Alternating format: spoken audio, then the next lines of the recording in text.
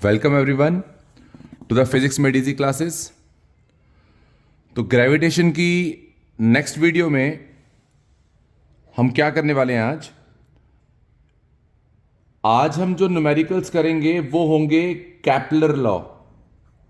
ठीक है, इस वीडियो के पहले आप सारे के सारे बच्चे कैपलर का थर्ड लॉ जरूर पढ़ लें, बिकॉज इस वीडियो के सारे न्यूमेरिकल्स कैपलर के थर्ड लॉ के ऊपर है।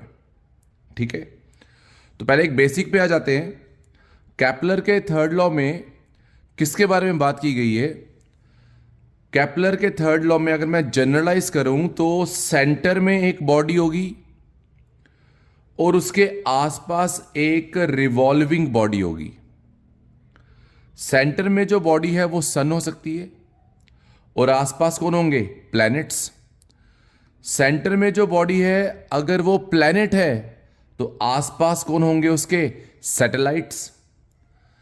सेंटर में जो बॉडी है अगर वो गैलेक्सी है तो आसपास कौन होंगे? स्टार्स। मैंने जो ये तीन बातें बोली है ना अभी, इनको लिख लेना। तीन पेयर्स है पॉसिबल। ठीक है, अब कैपलर का थर्ड लॉ क्या बोलता है? कैपलर का थर्ड लॉ ये बोलता है कि अगर एक रिवॉल्विंग बॉडी है जो कि सेंटर बॉडी के आसपास ऐसे रिवॉल्व कर रही है, this one is our revolving body जो कि इस सेंटर बॉडी के आसपास रिवॉल्व कर रही है। ठीक है, तो इस बॉडी और सेंटर बॉडी में जो डिस्टेंस है, रिवॉल्विंग बॉडी और सेंटर बॉडी में जो डिस्टेंस है उसको बोलते हैं ऑर्बिटल रेडियस। क्या बोल देंगे उसको? Orbital radius. और पूरा एक रेवोल्यूशन कंप्लीट करने में, पूरा एक चक्कर काटने में जो टाइम लगेगा उसको बोलेंगे टाइम पीरियड। कितना? टी।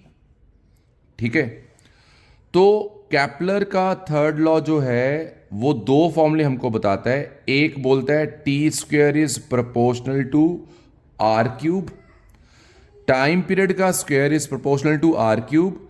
दूसरा है जो ये सेंटर में बॉडी है ना, इसके मास का बेसिक। सेंटर वाली बॉडी का जो मास है वो किसके इक्वल होता है? 4 pi square R cube upon G T square.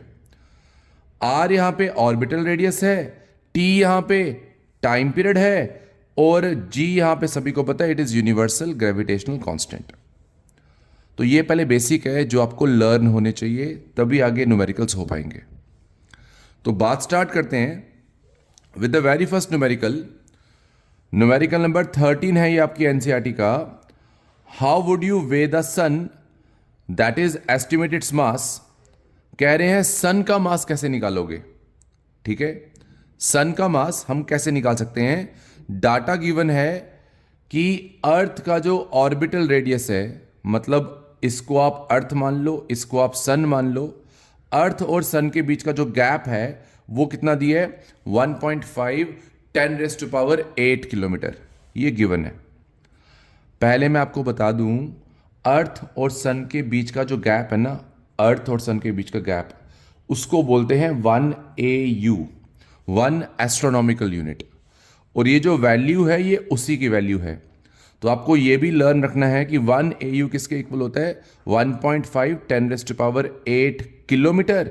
और अगर हम इसको मीटर में कन्वर्ट करते हैं तो यहां +3 कर देना है, बन जाएगा 10⁻11 मीटर।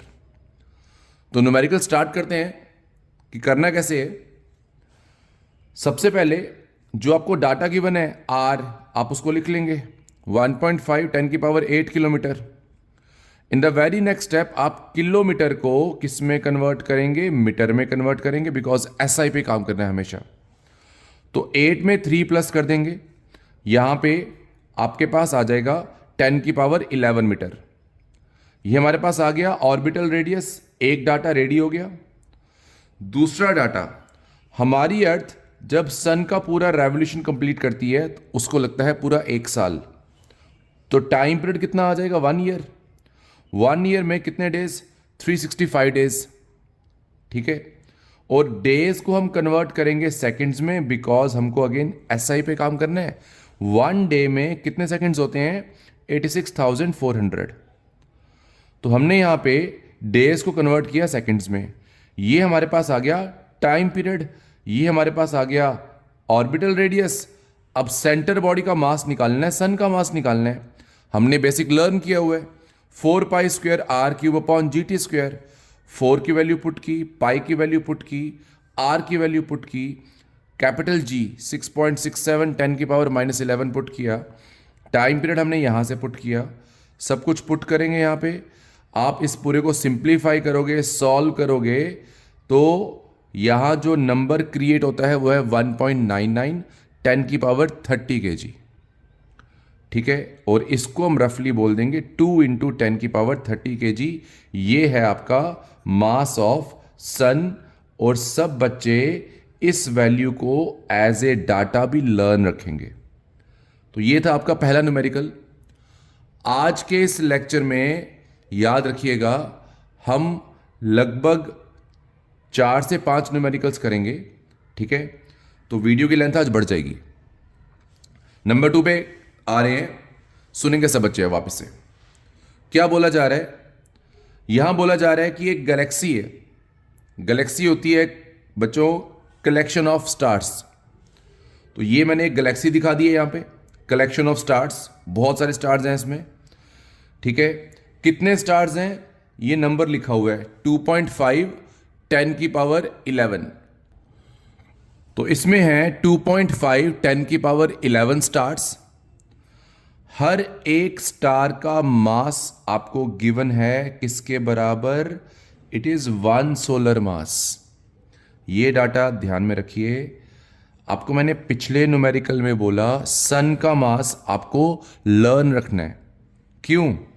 क्योंकि सन के मास को ही बोलते हैं सोलर मास। और ये जो न्यूमेरिकल है इसमें आप चेक करिए, कहीं पे भी सोलर मास की वैल्यू नहीं दी है, सन के मास की वैल्यू नहीं दी है। तो अगर लर्न होगा तो ही आप इस डाटा को यहां पे यूज कर पाओगे। ये तो आप अभी ये न्यूमेरिकल सीख रहे हो इकट्ठे, तो आपको ये याद होगा, बट एग्जाम्स के लिए ये डाटा आपको याद रखना है, सन का मास, क्योंकि उसी को बोलते हैं 1 सोलर मास।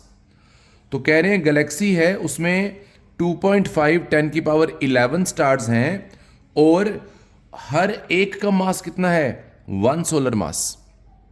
ठीक है, कह रहे हैं एक स्टार है, ये आ गया एक स्टार। इस स्टार को जो कि गैलेक्सी के सेंटर से, ये गैलेक्सी का सेंटर है, जो गैलेक्सी के सेंटर से कितना दूर है? 50,000 लाइट ईयर्स। इतना दूर है ये स्टार। इसको इस गैलेक्सी का पूरा रेवोल्यूशन कंप्लीट करने में जो टाइम लगेगा वो टाइम हमको पूछ रहे हैं।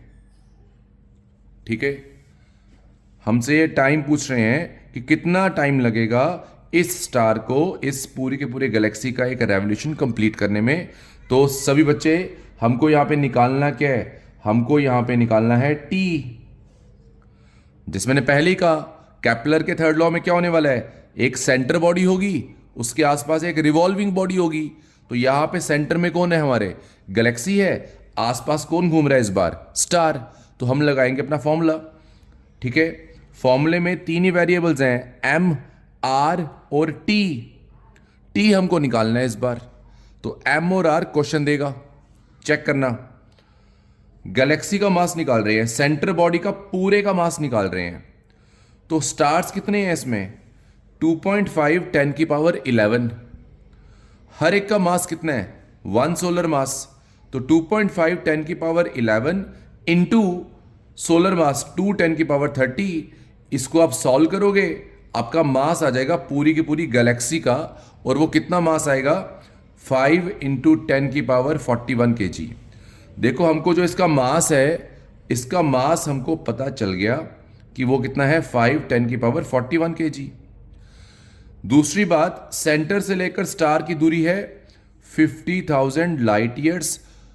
एक लाइट ईयर न्यूमेरिकली किसके इक्वल होता है? एक लाइट ईयर न्यूमेरिकली इसके इक्वल होता है 9.46 10⁻15 मीटर। तो ये जो पूरा डिस्टेंस है ये हमारे लिए आर आ जाएगा, ये हमारे लिए एम आ जाएगा। अब करेंगे क्या? इस एम और आर को अपने फॉर्मूले में यूज करेंगे। चेक करना सभी। तो ये आपका फॉर्मूला आ चुका, m is equal to 4π² r³ / GT², again from Kepler's law. Kepler के थर्ड लॉ से आया। हमको टी निकालना है, टी को ऊपर लेके जाएंगे, एम को नीचे लेके आ जाएंगे, तो T square is equal to 4 pi square R cube upon G M. अब 4 की वैल्यू, पाई की वैल्यू, आपके लिए एक डाटा और बता रहा हूं, पाई जो है वो होता है 3.14, पाई स्क्वेयर निकालेंगे वो आएगा 9.87, और इसको अगर आप ध्यान से देखो ये वैल्यू लगभग लगभग स्मॉल जी के बराबर है। तो पाई स्क्वेयर के लिए कुछ नया लर्न नहीं करना, बस ये याद रखो पाई स्क्वेयर की वैल्यू स्मॉल जी के बराबर होगी, तो 9.87। आर जो है हमने पीछे निकाला था, इसको हम सॉल्व कर लेंगे। जी हमको पता है वैल्यू कांस्टेंट की है, मास भी हमने निकाला हुआ है, उसको पुट करेंगे, ये पूरा डाटा सॉल्व करेंगे, आपका ये आंसर आ जाएगा। ये आंसर आएगा टी स्क्वेयर का। हमको टी निकालना है, उसके लिए क्या करेंगे, उसके लिए स्क्वेयर को शिफ्ट करेंगे, अंडर रूट आ जाएगा। जब अंडर रूट को सॉल्व करोगे आपका ये आंसर बनता है सेकंड्स में, लेकिन ये डाटा सेकंड्स में है, इसको बदलना है हमने ईयर्स में। सेकंड्स का डाटा ईयर्स में बदलना हो, सबसे पहले इसको मिनट में बदलेंगे, डिवाइड बाय 60, फिर आर में डिवाइड बाय एक और 60, फिर डेज में डिवाइड में 24, और फिर ईयर में डिवाइड में 365। इस पूरे से आप डिवाइड करेंगे, आपका आंसर ये आ जाएगा ईयर्स में, कि उस स्टार को इतने साल लगेंगे उस गैलेक्सी का पूरा जो रेवोल्यूशन है वो कंप्लीट करने में। सब बच्चों को आई होप ये बात समझ आ चुकी होगी। अब स्टार्ट कर रहे हैं आपका कैप्लर के ऊपर बेस्ड एनसीईआरटी का न्यूमेरिकल नंबर 3। अभी तक जो हम यूज कर रहे थे फॉर्मूला वो ये यूज कर रहे थे 4 pi square R cube upon G T square. अब यूज करेंगे कैप्लर का थर्ड लॉ का फॉर्मूला, जो कि T square proportional to R cube से बनता है, कि T2 बाई T1 का square is equal to R2 by R1 का क्यूब। अब ये फॉर्मूला यूज करेंगे हम लोग, ठीक है। अब पढ़ते हैं पहले क्वेश्चन क्या बोल रहे हैं। कह रहा है कि एक प्लैनेट है जो सन के आसपास घूम रहा है, उसको आसपास रिवॉल्व कर रहा है, लेकिन स्पीड क्या है उसकी, ये डाटा, उसकी स्पीड है अर्थ की स्पीड की डबल। जो प्लैनेट घूम रहा है, अगर अर्थ घूम रही है मान लो v की स्पीड के साथ, तो जो प्लैनेट है वो घूम रहा है 2v की स्पीड के साथ, तेज घूम रहा है उससे। तो पहली बात ये है कि प्लैनेट जो है वो डबल स्पीड से घूम रहा है, तो ऑब्वियसली उसको जो टाइम लगेगा पूरा का पूरा चक्कर काटने के लिए, वो क्या होगा, वो अर्थ के कंपैरिजन में हाफ हो जाएगा। बिकॉज स्पीड डबल है तो टाइम कम लगेगा।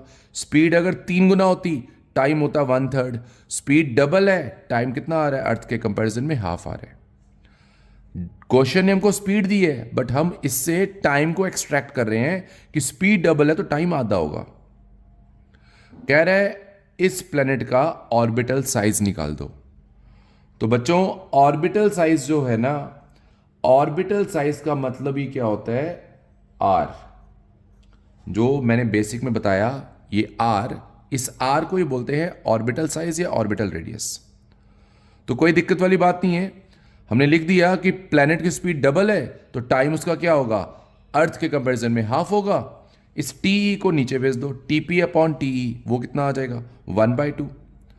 इसके बाद अब क्या करेंगे, कैप्लर का थर्ड लॉ यूज कर लेंगे कि टीपी अपॉन टी का square is equal to RP upon R E का क्यूब। टीपी अपॉन टी है 1/2, 3 को भेजेंगे वो बन जाएगा अपॉन में 3, तो 2/3।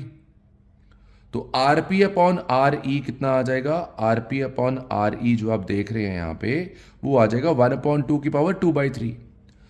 अब हमको आरपी चाहिए तो आर ई को यहां भेज देंगे, R E is the orbital radius of earth, वो हो जाएगा मल्टीप्लाई, हो गया मल्टीप्लाई। अब अर्थ का जो ऑर्बिटल रेडियस है वो कितना है, अर्थ का जो ऑर्बिटल रेडियस है वो है, मैंने बताया पहले ही, अर्थ और सन का गैप वो है 1 AU। तो हमने पुट किया यहां पे आर ई को 1 AU, और ये जो आप देख रहे हैं ये आपका आंसर है। तो ये था हमारा न्यूमेरिकल नंबर 3। अब स्टार्ट कर रहे हैं नेक्स्ट न्यूमेरिकल। तो बच्चों ये है हमारा नेक्स्ट न्यूमेरिकल। ये अब किसके ऊपर है, एनसीईआरटी का numerical number 14, again based on Kepler's law. Previous question में प्लैनेट और अर्थ की बात हुई है, इस क्वेश्चन में सैटर्न और अर्थ की बात होगी। वहां पे प्लैनेट कहा था, यहां पे सैटर्न बोल दिया, और मैं आपको बता रहा हूं कोई फर्क नहीं है। कह रहा है सैटर्न का जो एक साल है वो अर्थ के कंपैरिजन में 29.5 टाइम्स है। तो लिख दो सीधा कि time period of Saturn is 29.5 times time period of earth.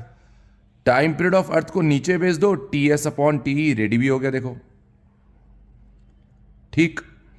अब कह रहा है how far is the Saturn from the sun. Saturn हमारे सन से कितना दूर है, ठीक है।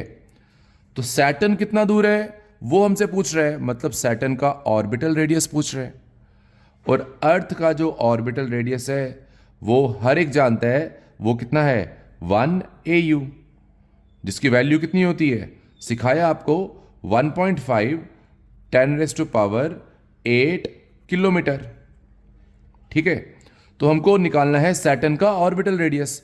तो फॉर्मूला लगा देंगे केपलर का कि भाई TS/TE का square is equal to RS/RE का क्यूब।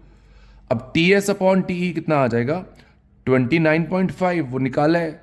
3 को हमने पहले भी भेजा था, वो कितना आ जाएगा, अपॉन में 3, ये बन जाएगा RS/RE। RE को भेजो यहां पे, रेडियस ऑफ अर्थ, ठीक है, उसकी वैल्यू कितनी है, 1.5 10⁸ किलोमीटर। तो 29.5 की power 2/3 into 1.5 10⁸ kilometre is the orbital radius of Saturn. Numerical finish. तो आई थिंक ये सबको बहुत इजी लगा होगा न्यूमेरिकल। और अब हमारा इस वीडियो का आखिरी न्यूमेरिकल है, न्यूमेरिकल नंबर 5 जब स्टार्ट करेंगे, ठीक है। एनसीईआरटी के according it is numerical number 15। सुनेंगे इसके बारे में क्या बोला जा रहा है।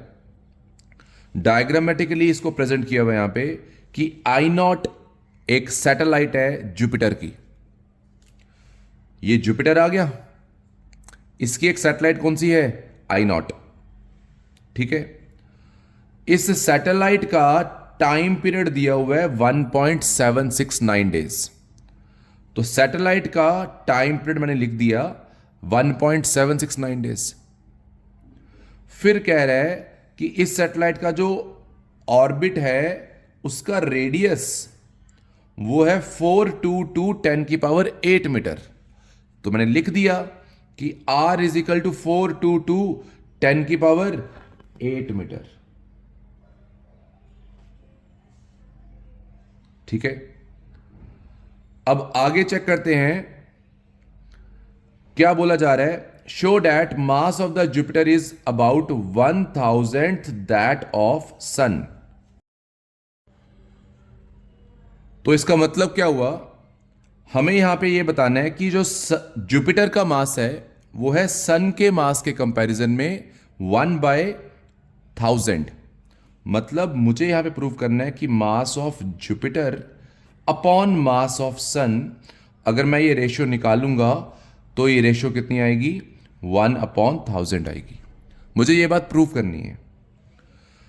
तो जैसे मैंने कहा जुपिटर की सैटेलाइट का डाटा हमको गिवन है, वो है time period 1.769 days, orbital radius 422 10⁸ metre. तो हमको केपलर का फॉर्मूला आता है कि centre body is Jupiter, revolving body is satellite. तो मास ऑफ जुपिटर कितना आ जाएगा, सेम फॉर्मूला 4π²R³ वैल्यू सारी हमारे पास हैं। R की वैल्यू है, T की वैल्यू है, उनको पुट करेंगे। मैं G को पुट नहीं कर रहा हूं, एक इंफॉर्मेशन आपके लिए। मैं डेज को भी सेकंड्स में कन्वर्ट नहीं कर रहा हूं, दूसरी इंफॉर्मेशन आपके लिए। क्यों, मुझे रेशियो निकालनी है, तो वो आपस में सब कुछ कैंसिल हो जाएगा, इसलिए इसको यहीं पे रोक देंगे, आपके लिए कैलकुलेशन इजी हो जाएगी। ये आ गया मास ऑफ जुपिटर।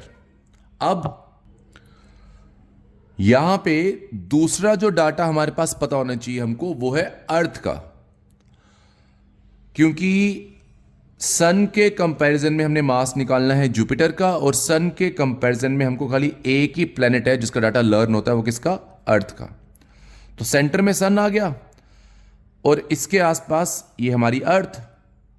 अब अर्थ का ऑर्बिटल रेडियस हम सब जानते हैं 1 AU होता है, 1.5 10⁻11 मीटर। अर्थ का टाइम पीरियड ऑफ रेवोल्यूशन वो भी हम जानते हैं 365 डेज। तो हम केपलर के लॉ से मास ऑफ सन निकालेंगे 4π² r³ (g⁻²). देखिए 4π² g मैंने सेम रखा हुआ है, r की वैल्यू पुट की है, t की वैल्यू पुट की है। अब करेंगे डिवाइड मास ऑफ जुपिटर और मास ऑफ सन को। जब दोनों को डिवाइड करेंगे, ये पूरा का पूरा आ गया मास ऑफ जुपिटर, ये पूरा आ गया मास ऑफ सन। 4π² g और g क्या हो जाएंगे, कैंसिल। ये डाटा बचा हुआ है, इसको आपने सिंप्लीफाई करना है। आपकी वैल्यू एक्चुअल में आती है 1/1046, जिसको हम अप्रॉक्सीमेटली बोलते हैं 1/1000। तो यहां हमने प्रूव कर दिया कि जुपिटर का मास इज 1/1000 ऑफ सन का मास। तो ये था आपका एनसीईआरटी का न्यूमेरिकल नंबर 4। ठीक है, तो यहां पे हमारी इस लेक्चर की जो न्यूमेरिकल्स हैं खत्म होते हैं। किसी को इनमें कोई भी डाउट आया हो, कोई भी क्वेश्चन हो, आप वो कमेंट्स में लिख दीजिएगा। पॉसिबल हुआ वहां पे आंसर मिल जाएगा, और अगर वहां पे पॉसिबल नहीं हुआ तो उसके लिए सेपरेट वीडियो बन जाएगी। ठीक है, आज के लिए इतना ही, इस वीडियो के लिए इतना ही। Thank you.